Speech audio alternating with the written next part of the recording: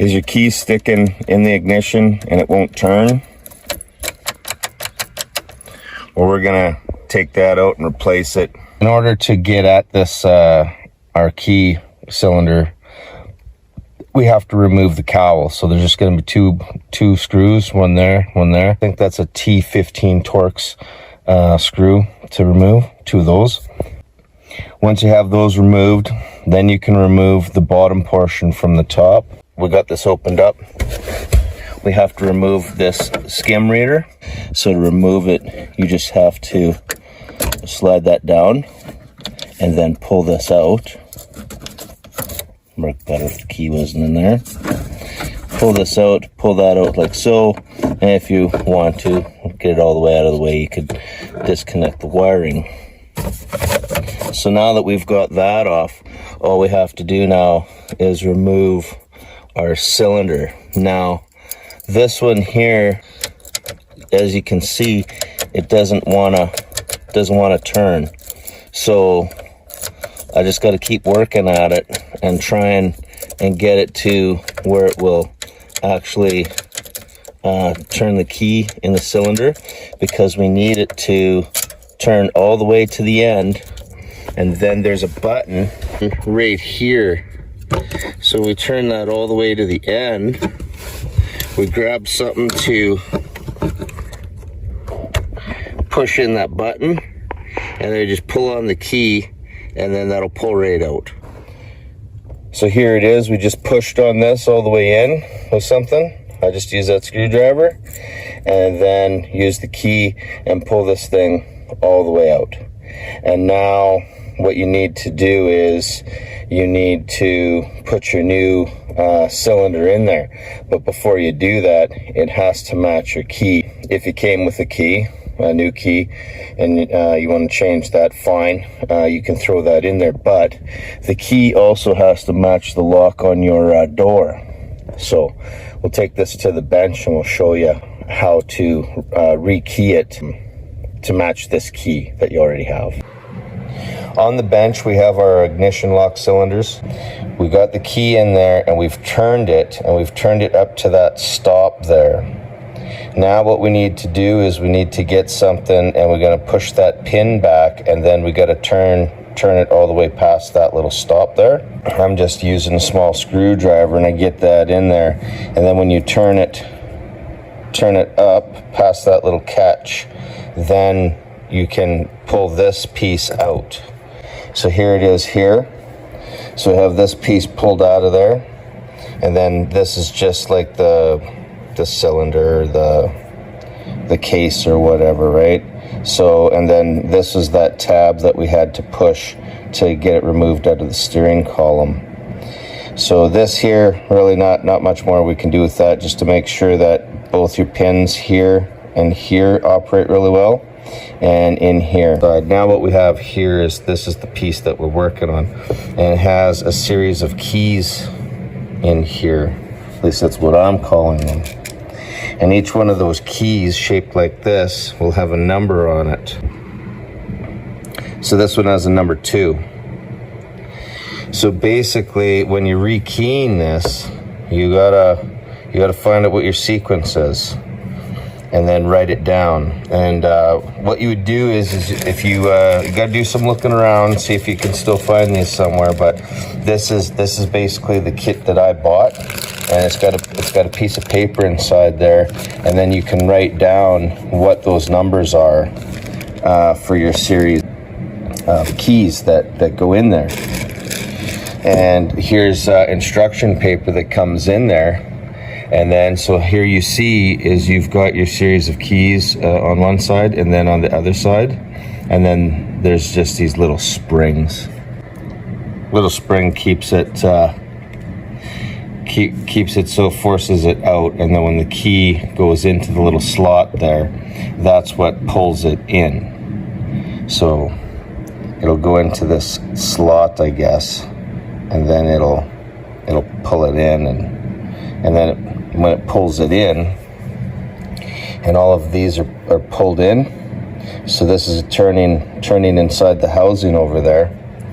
What these keys are doing, that you see these little notches here, So those little notches, those are basically what's lining up to be able to push this down. This is what's locking it, this little, it's like a woodruff key. That's sticking up right now, and it goes into that slot. And when you put the key in, it will in this tumbler, it will allow this to push down, and then you can turn this thing freely.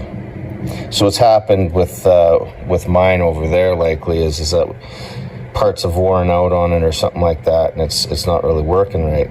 Now, the first thing I did, of course, was I got another key, and I used that because, you know, you think your keys wore, but that's a good key, and I'm still having some problems with it, so we want to fix this up. We were able to get that screwdriver and turn it past that piece there, and now, as you can see, that'll slide right out. Now with the key in there, you see that all of these things are down, and they just ride against the body. But when you put the key in, it is supposed to get this piece here and have that push in, right? So now if we take a look, like, I mean, it's level with the end, but I'm feeling it here, and it feels like the problem is in like one of these ones up here, because this part isn't going down like all the way. Feels like it's still sticking up a little bit, possibly over here more than here. So it could be these little they're wore or they're damaged, and that's not keeping this down. So what I got is I just got a piece of paper here, and if you can tell here, so this is like closest to the forward face of this the cylinder here. But I just marked that down on the page. We got 4 on this bottom side and 4 on the top, right? So I got those marked down, and what I'm going to do is I'm going to pull those out with the pair of needle nose pliers. I'm going to write down the numbers on each one of those keys. Now, here's an example of the sequence here that I wrote down. So this is the sequence that we had configured, and we matched our numbers to the keys. So there's only up to number 4 key. Those are your options. So we have the bottom ones here on the bottom, and we have the top ones on the top. After we put all them new keys in here, you can see how that they're all down. Our woodruff key is, if you press on it, you can actually move it. There's clearance and play in there. So when we take this, we'll put it back in here and try it. It should turn freely.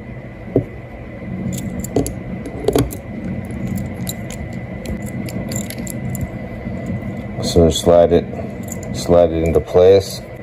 And then we're just going to turn this until it engages itself. So basically all I did was I turned it past that catch again, and now it's assembled. With it in the vise here, we can turn this by hand, and I'll just kind of get it in here so you can see. So that would be our start position, and then we're turning it, and then that basically goes to the end. That would be starting it. And then if you wanted to go back the other way to accessory, you can see that's working good too. After you've rebuilt or replaced, got a replacement cylinder, key lock cylinder here, you turn the key until that bottom plunger down there will push in by hand. And then you're going to line it up into here. Once you get that lined up into place, you basically just push it all the way in until it locks. And this right now, this is just before we start it. So that's the position it needs to be in when you push it in. This little tab here will come out and engage into that hole. And now you know you have it where you want it. Back to the full function of our key, we have, this is where you put the key in.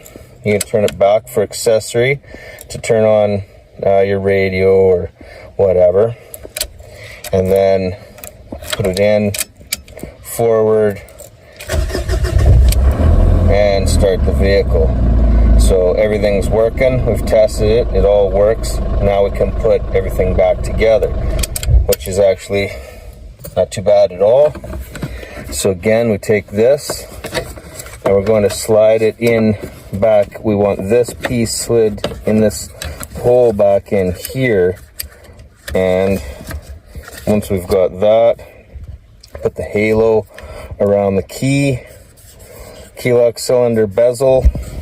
And then under here, you line, there's a little piece of metal down here. This piece of metal, it is going to line up with this, and you just push that up. So you've pushed that up until it's kind of bottomed out. That's what holds it in place. So this is it. It's the halos around the key lock cylinder. That's pushed up into place there. Now the only thing we really need to do is put our cover back on. So our top cover just slides into place here. We lift that other one up, line it up with our two holes there, put our two screws in and put it back together, and that's it, you're done. And I think that's a T15 for the factory screws on this.